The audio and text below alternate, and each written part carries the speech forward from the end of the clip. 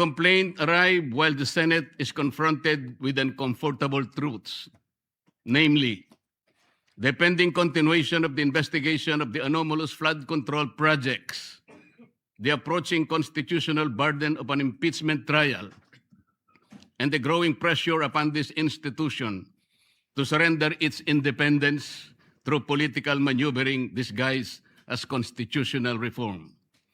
Let us not pretend that this complaint came in a vacuum.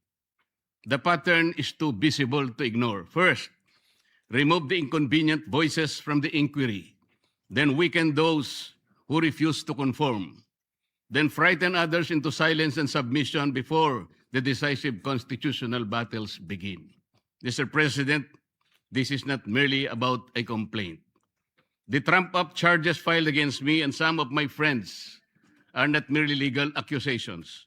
They form part of a deeper and more nefarious design to intimidate independent voices, to punish dissent, and to warn every senator that the price of asking hard questions could lead to personal damnation.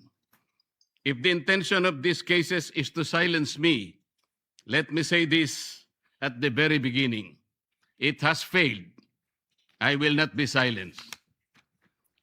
I did not seek public office to become comfortable, Madam President.